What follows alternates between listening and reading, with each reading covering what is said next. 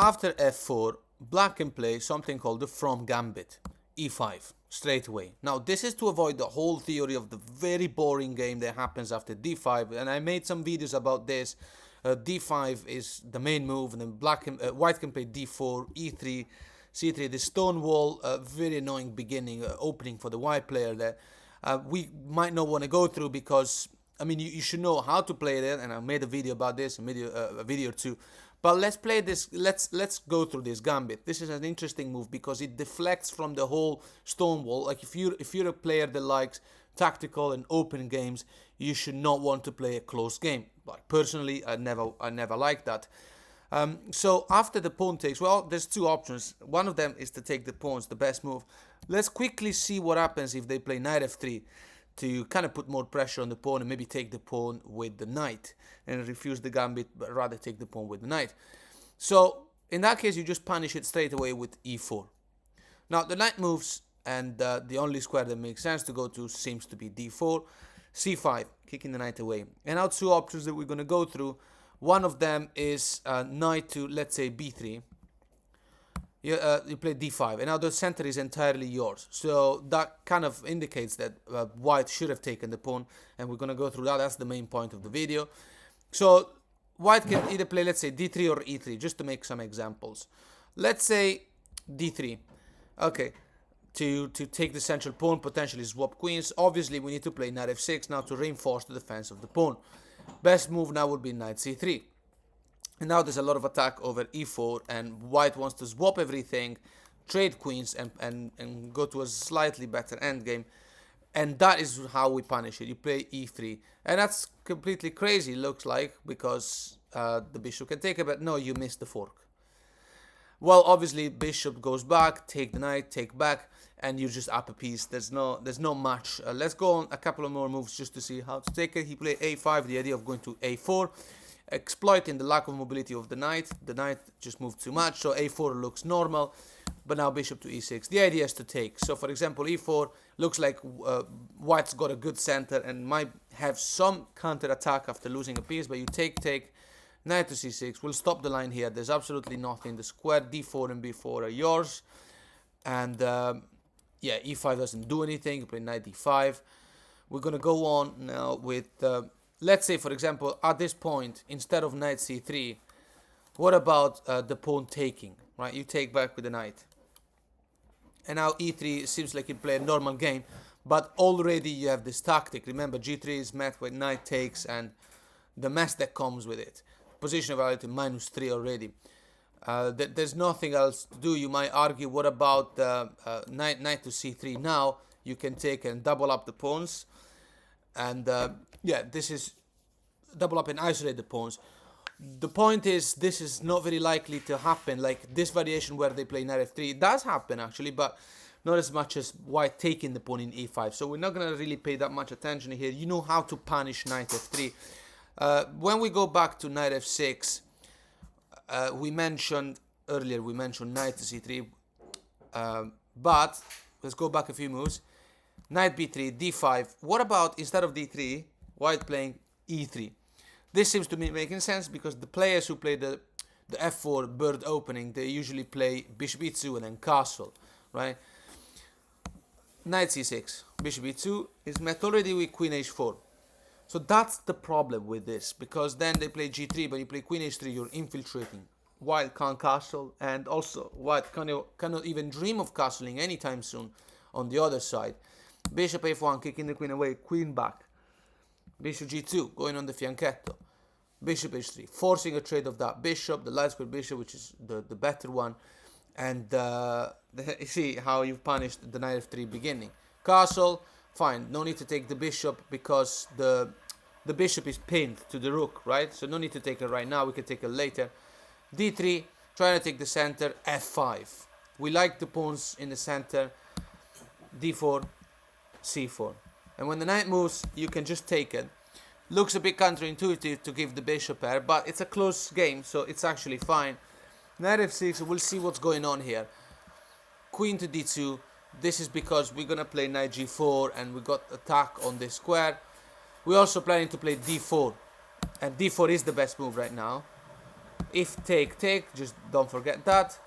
Queen to g2, so the reason why queen d2 is a computer move, it's the best move, was because the queen needed to go to g2 and take this queen, because we're planning to play knight g4 as I mentioned. Take, and now d3, producing a passed pawn no matter what. It's a fantastic position. And yeah, let's go on just a couple, like 3 or 4 moves actually, just to close the game. How do we capitalize here? Rook d5 because there's a weak pawn in c5. Take, b3 to develop the bishop and defend the knight, b5. The knight has to go, rook to c2. There's nothing here. The king moves, rook to d8. I think the position here is evaluated like minus 350, almost minus 4. Yeah, this is how you take the game. Let's go back a second. In the knight f3 variation, you push the pawn, knight moves, c5. What about knight b5? D5 comes anyway, okay? So let's see 2 options here. One of them is d3, the other one d4. So d3, you play check and you're winning the knight, because now the knight has to go back, but you play d4. The knight is going to be taken. Take, and now you don't even take because the computer is so evil. When the knight is unpinned, that you take. This, look, okay, if bishop takes, you go back to c7, you're completely safe, you're up a piece. If knight takes, it's a bit more tricky, but you're completely winning anyway. Bishop e6, because we know that the knight wants to go to d5. f5 seems like it forces the bishop away, however, bishop to c4. And now it's lovely because, well, if knight to d5, queen to d8 saves everything, you're up a piece, don't forget. If instead they play b3, attacking the bishop, bishop is forced to a6, we would love to trade with this bishop, because that kills any possibility to castle for the white player. Knight to d5, you play queen back to d8, nothing to worry. c4, solidifying the knight. It's one of those games where you're up a piece, but white has some, like a lot of space, we have to admit. But still, bishop to d6, bishop to d6, bishop c3, threatening to win a rook, check, king moves, castle. We don't care about the rook because you check and then you win the bishop, so that's not possible. The king will have to move away, but in this position, we are just fine. Back here in this position, what about d4 instead of d3? Which stops us from playing d4 with the whole idea of trapping the knight. So now we can't really play queen a5, we're not really achieving anything. a6, the knight moves, take, knight f6 to defend the pawn, e3. Knight c6, counter-attack on the queen has to go away. And yeah, so we're not going to waste more time here. Let's go on through this line. And then we can finally close it. Bishop c5, targeting the weak pawn. This is a weakness. e3 is a weakness for white. Bishop e2, castle, d4. And we're clamping on that. We want to take the pawn, so they have to take us. Take back. Obviously, yeah, we're threatening to take the bishop. So, and also, obviously, the discovered check, a tremendous check. So white has to play king h1. Rook e8. Knight attacking the very strong bishop, you just push it back to a7. b3 to develop in fianchetto, the only way it makes sense to develop, e3. And that's why we played rook to e8. So that's big trouble for our opponent. And now surprisingly we take here. Take bishop g4. Do you see how amazing this is? This is the pass pawn, we're gonna push for the win.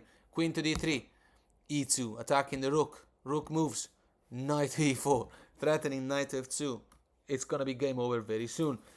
So well, you'll have to take the game from here. If they take the queen, check, king moves, check, king moves, take back. We don't care about losing the knight because obviously bishop to f3 is deadly. Bishop to b2, check, moves, check, and now rook to e6 ends the game. It's a fantastic torture. Let's go back from the very beginning. So after f4, we play e5. So this is the from Gambit. I recently discovered it and it's really amazing. So we will assume that white will take the pawn. Okay, let's move on. d6 comes now. We're giving yet another essential pawn, but we're coming with development. And most importantly, we're deflecting from theory. So whatever the bird player, the f4 player, stonewall player, whatever you want to call him, whatever they have in mind, whatever they have as theory is off the table already. And yeah. So let's go through some options here. We have to go through pawn takes. And we will also look at knight f3 or d4 here, which seem to be making some sense, but not really. Okay, let's start with d4, which is really dumb.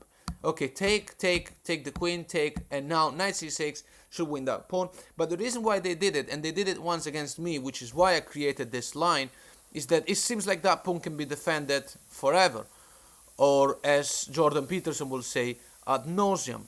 So knight f3 can be played where you play bishop f5. Bishop f5, bishop f4, that pawn is very well defended. You play h6. It's very simple. If knight c3, castle, king moves, g5, kicking the bishop away, bishop to c5, and obviously we're threatening a check. E4 seems to be making sense to attack the bishop, but check, king moves, and we take that because of the background quickness. Okay, so e4 was not possible. Here, bishop c5. What about, obviously e4 is not possible, king d2 is not possible. You might argue, what about knight to d1? It seems like it stops everything. You're going to play knight e7, and what else is there to do? The pawn is going to be defended completely.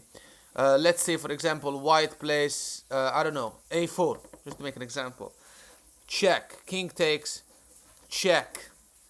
King has, if king moves, you're going in, check, and then you do this, and then knight b4 stops the we're threatening checkmate. b3 to give some space to the king. Knight attacks the rook.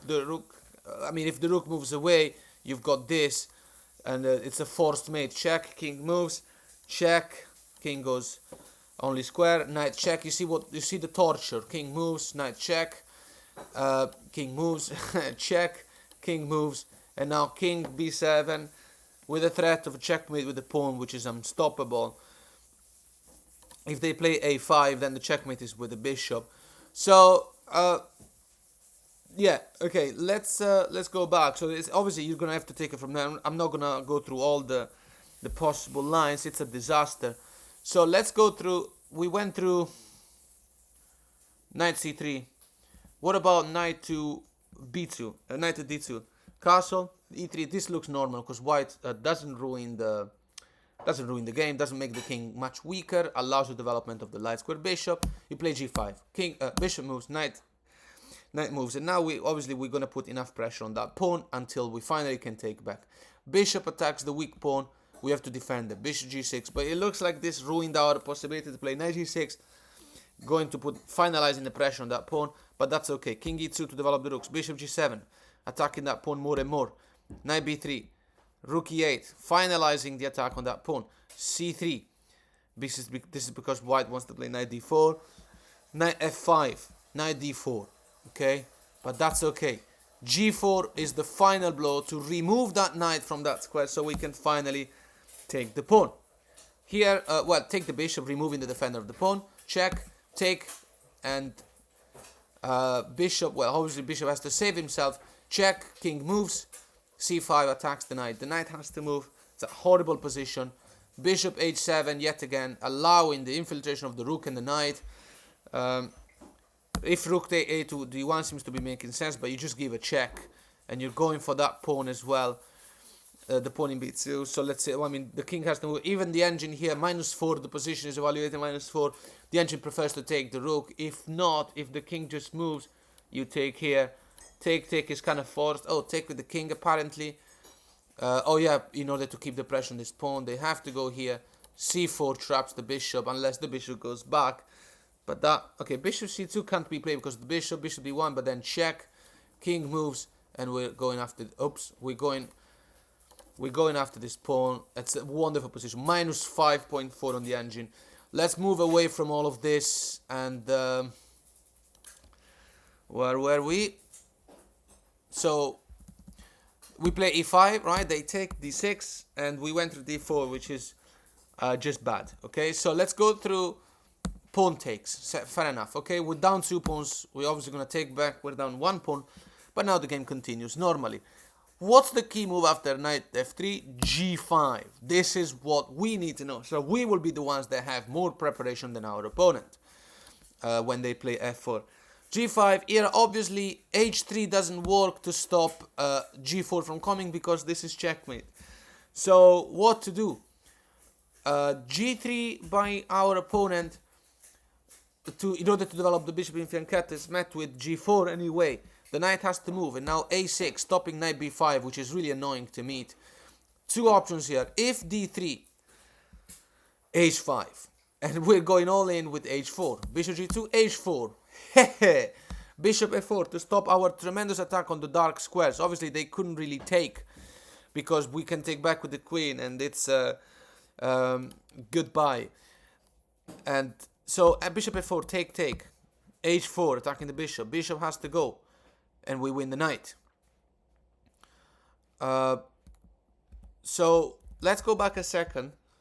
After A6, what about Bishop G2 straight away? We play H5. It looks like White can now castle, but now H4. Do you understand now how the attack is carried out? Queen E1, best move according to the engine to put more defense over that square. But we take Queen G5 with a very simple plan. We're going for a checkmate, obviously. D3, Queen H5. So you see, there's a discovered attack on the queen, but the queen moves away, threatening to go all the way in. Rook F4 is a computer move in order to save themselves. But Bishop D7. Bishop takes the pawn. Doesn't really matter to us because Bishop C6. We don't care about the pawn because we're threatening mate. So they have to take the bishop. They can't take our rook. Take back with the knight. Giving away the knight. But that obviously comes with its consequences. This obviously cannot be taken back because it's check. King moves. Check. King moves. And then we win the queen. But more to the point, what else was there to do after this? Knight F3 is the move according to the engine. You take the rook. You know, Knight H4. That is why. Because if they do take back, you take the knight. Position at -6. Take. It's a discovered attack, but you go King D7. Nothing to worry. And G4 is the best move according to the engine. But take. And now the same thing is happening. Looks like the bishop can take, but down check. King moves, and I think the computer might do some repetitions here. But obviously we're going to play Rook E8 here. Knight moves into the game. This is the best move according to the engine. There was nothing else to do. If the queen had moved away, let's say check, and it blocks, and now check, and a block, and now check, and a block, and now check. And yeah, you take the game from there. After Knight F3 here, and we play G5. What about White plays D4? Okay, G4, and now the knight seems to be able to go to E5, but then take, and now Bishop E6. And that pawn is going to be recaptured, and White will be left with the uglier pawn structure, with the isolated pawn. And this is how to carry out the attack with the from Gambit. Knight C3, Knight C6, Bishop to G5. Well, Bishop to F4 seems natural to defend the pawn, but now Knight to E7. And the thing is that the knight in F3 is not there anymore, so the pawn in... It's impossible to stop us from playing G6 and knight take the pawn. White can play knight B5, but you just castle, and you don't have to worry about neither this nor that pawn. So let's go here, actually, Bishop to G5. H5 is the best move. We don't even take the pawn. Knight to B5, that's the thing. Knight to B5, it seems like the reason why the computer played Bishop to G5 was to stop us from castling. But Rook C6 defends the pawn. Development in fianchetto, you finally take the pawn, Bishop to G2, and now F6. The bishop has to move, and now A6. The knight has to move, and now C6 in order to stop the white bishop from taking the pawn. And White is left with the isolated pawn. Rook to F1 would be the best move. H4. You carry on the game from here. We're not going to be able to continue for much longer. You're infiltrating the rooks. The weakness of White is the isolated pawn. The weakness of Black is that the opponent has the bishop pair. But anyway, now you know how the from Gambit doesn't lose that pawn. Rather, you have the achievement of removing your opponent from their theory. Rather, you go into your theory. You know how to play this. And we're gonna go back from the beginning, and E4 and D6. There's one last thing that needed to be mentioned, which is Knight F3 right now. So yeah, let's recap. So we're playing the Gambit. They take D6, and now Knight F3. Okay, take the pawn. And when they take back, we're down a pawn. However, we're just gonna go on with development. That's the whole point. Now the knight has to go back to f3, otherwise d4 is really stupid, because you can just reconnect to the past patterns, take, blah blah blah, and the pawn is very weak, and it's basically the same thing. So knight f3, preserving the integrity of the pieces, and we're down a pawn. Knight f6. Two options here. Let's start with, okay, what have we got here? We have d4. Yeah, let's go through d4 first, and then we're going to go through g3. So d4, castle. Knight c3, in order to be able to play e4, maybe e5, winning the game, but we're going to play rook e8, because e4, e5 is quite a problem. So e3 kind of has to happen now. What else is there to do? I mean, bishop to g5 seems to be making sense, but you're going to play knight to d7, and now white can try the castle. The knight is pinned, so e4 seems to be possible, but actually you take. Because when they take the queen, you take this and it's check, and the king seems to be able to move away, but you take this queen with check, and then you will recapture the bishop. So they kind of have to block. I mean, if they block like this, you have to still take here. They take, you're completely winning, obviously. If they block with the queen, you take with the queen, they take, and yet again, you're taking the bishop, you're completely winning.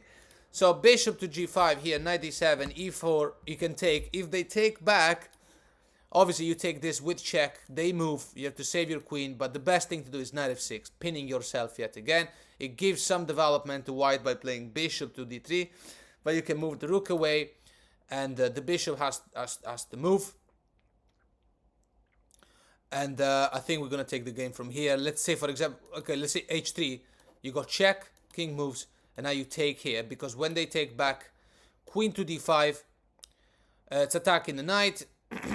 Obviously, queen couldn't take the pawn for free. You know why. The knight can't really be defended because, well, bishop to g4. It's a fantastic position. The queen will have to move again, and you know, gonna activate the rook. Position evaluated -2 something, so it's really not good. That's just a free pawn. Knight to d7, and the game now will have to continue. Queen to d3 with the idea of long castle. You attack the bishop, and this bishop has to go away. As soon as they take us, we can take back with the knight. So that means that this bishop pin is pointless. Okay, now here g5 is a little too much, so we're gonna play b5. And this is something that I'm just realizing now is something that cannot be taken, because when they do, you can pin the knight, and then the rook is coming, and we don't really care about giving up this pawn on this file, because we know that after queen d3, white is planning to castle queenside. If instead they take with the queen, rook to b8 comes with an attack on the queen has to move, and then we can take that pawn, and it couldn't really be stopped. So we're going to take the game from like that. But what matters is that we learn how to deal with what the patterns are in the from gambit. Here, instead of bishop g5, let's go through e3, right? How do we punish this? Knight to g4, bishop to e2, and that's a free pawn that we can take with the rook. Hehe. The funny thing is that this knight is now a loose piece. If they play h3, you have this check, right? And then the knight is landing in f2 with an attack on the queen and so on. It's already a wonderful position, really. So you look at the engine line, it says bishop g3 check, king moves, knight f2 attacking the queen, and it doesn't even bother moving the queen, because if the queen moves, you can just retreat, you're attacking the rook moves, and now h6 is the best move to stop queen g5, where the queen would have forced a trade of our bishop, and we didn't want that. Position at -3, the evaluation is -330. We're not, like, it's not over. If you think about it, like, if the queen goes, I don't know, the queen has got nowhere to go, literally nowhere. If white plays a4, which is the computer move, you play knight c6, and I don't know what else is there to do. b3 to put the bishop in fianchetto, maybe, or maybe rook a3 to get the rook going this side. You play bishop to f5. What's the goal? Let's play, I don't know, knight to b5, just to make an example, for the rook to get involved. Play rook e3, in which white will finally start playing, but position is evaluated -5. You play the knight back, attacking the queen. The queen has to go, can't really go anywhere, and here it's just too dangerous because of the bishop. Queen to d1, queen to f6, still -5. And yeah, when we remove this bishop, this knight will stay pinned. What is there to do? Let's see. Best move is d5. You pin the pawn. Uh, it's horrible. It's just absolutely horrible. C4. Okay, knight to b4. And look, this king is dead, right? That king is not going anywhere. You literally can't move anywhere. There's no counterattack, nothing. Bishop e3 will be the computer move, to which we kick the knight away. The knight has to go back. Okay, they have bishop d4, which is a counterattack on the queen. Queen e7. So you see, I'm literally developing this line now, so I don't really know it myself. I haven't gone through it. The position is rated almost -6, because this king is unable to move anywhere, and it's all a matter of time. They have to move the knight, but you can go knight to attack the rook. And yeah, we'll leave the line here. It's fantastic. We'll take it from there. In a long, normal chess game, you'll be able to figure out the win easily. Besides, that is to assume that white will only play computer moves in a faulty variation. So we were, after d4, where were we? So knight f3, take, bishop d6, knight goes back, knight f6. We went through d4. Now, we don't have much more to talk about. Probably castle, knight c3, rook e8, e3, knight g4. We were going through this variation. Bishop e3, rook takes. Now, we need to go through g3. But what about bishop takes? Okay, take with an attack on the queen. Queen moves, and now bishop to f4. We're down the exchange, and the bishop here is threatening also. Well, we're also threatening to take this with check. But g3 attacks the bishop, but the bishop just goes back. And what is there to do now? Knight, let's say knight to d1 to force a trade of our fantastic knight is met with bishop f5. The queen is forced to sacrifice for 2 pieces, and so white will continue the game like that. If this queen goes anywhere else, then you can take this with check. The king is forced to move. You take this rook. Okay, so it's devastating. The queen can take the pawn with an attack on the rook. You have to play knight to d7, obviously. Queen to d5 appears to be the best move according to the engine, and attacks our bishop. We have to retreat the bishop. And knight to e3. Seems like now our opponent is trapping our knight, but we have to sacrifice the bishop pair, and now the knight can go back into the game. So position evaluated -6, so it's completely crazy. We have queen, rook, and 3 minor pieces against queen, rook, and 2 minor pieces, so we're up material. And yeah, let's stop there. Back in this position after knight g4, bishop e2, take with the rook. What about g3? G3 here to put the bishop in. To simply stop bishop f4. Now that I realize, you have to move back. Castle h6 to stop bishop g5. Bishop to c4, the best moves. Let's go on. Knight f6. Knight to e5. How do we deal with this? Take, and now take. There's nothing there. Bishop f4. Go back. And we lose that pawn. The score now is completely equal, so I guess this is... Oh, I remember this is actually the best variation possible for the white player, where they have the bishop pair at least. And the game continues normally. But you can see how this gambit is not really a gambit, because it's just super safe to play.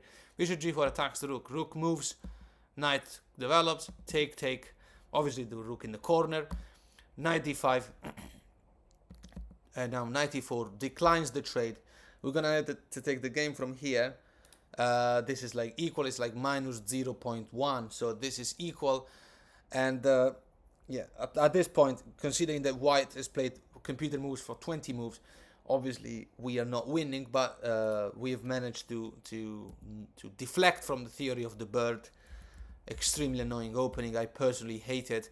So once again, the very last line, so e5, take, pawn takes, actually no, we're going through knight f3, take, bishop d6, knight f3, knight f6. We need to go through g3 right now. How do we meet this? h5. d4, knight to g4 straight away. It's a bit counterintuitive, because, you know, the knight can be kicked out, but not really, because h3 is met with the bishop reaching g3. So bishop g5, counter-attacking on our queen, you play f6. The bishop has to go back, take. And now bishop to f5. This is also computer moves.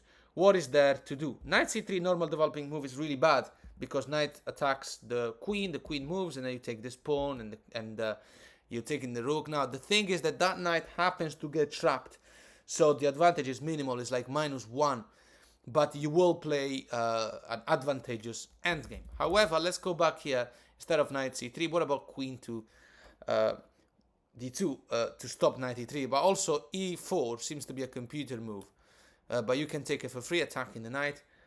Knight c3, and I play queen e7, and apparently this is the computer line: take, block, and now take, and now knight c6. c3 obviously to stop taking that pawn, castle.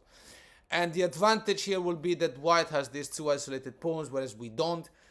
But it's equal. It's just equal. And yet again, you know exactly how to play. This is computer moves, best moves for 16 moves. So yet again, this is not even going to happen. You're gonna win earlier than that. Queen d2 instead. Let's look at this option instead of e4. Queen e7, knight c3, knight e3 is now possible with threatening knight c2. The best move is king to f2, and now check. King moves, knight e3, repetition. The computer does that to gain extra time. We don't really care. If king f2, check, king moves, knight f3, and f2. This is like the computer line. So even if white is a grandmaster playing the f4 bird opening with you, this is the best they can possibly get. If they don't do that, if they play, let's say rook to c1, another move to stop us from taking the pawn in c2. We continue with knight c6. The idea will be to simply go knight to b4 and finalize the pressure on that square. If they play a3 to stop us from doing that, knight to c4 wins that pawn. So it's a crucial tactic to remember. If they play d5, you can still play knight c4. That would be your best move. The queen moves, and now queen to e3, check. King has to move. Knight to b4 as mentioned before, and finalizing the pressure on that square. Yeah, there's nothing to do. b3 attacking our knight is met with rook h6, very cheeky move. And after rook g1, necessary move, check. King moves, check. Knight is forced to take, and now knight to d6, and we're winning this game. We're winning this game. Queen g3, looking for a desperate swap, also saving the knight, forgetting completely the rook on c1. Let's go back a second. Rook to c1. As we mentioned, we play knight c6. What if they play knight d1 to trade with our fantastic knight? Take the bishop, king takes, check, king moves, castle. Okay, and knight c3 back in the game, g5. So we're exploiting the broken pawn structure near the king side. Queen to e3, desperate for a swap that will equalize the game. Refuse it. Knight to b5, attack the queen. Queen to b4. We don't even want to take the free pawn in f4 because we want to keep the initiative. c4, all these are best moves. Rook h to e8, attacking the queen. The queen got nowhere to go. And I mean, the queen does have somewhere to go. There are lots of places to go. Queen c3, but now you decline yet again, and you play queen e7, going for this pawn. What is there to do? Rook e1, you kick the knight away. The knight moves, and you can play queen e4. Position evaluated -3.5. It's fantastic. We have, let's see what else we are threatening. d5 by white is met with g4, so the knight is going away. If they do take us, you take this pawn, completely careless. The knight is pinned. We're gonna recapture it. Take, don't take back, obviously. Rook force. These are all the best moves. Take, and now what? Now we finally take, and when they take, what are we going to do? Oh, take here. And we got forced mate in 12.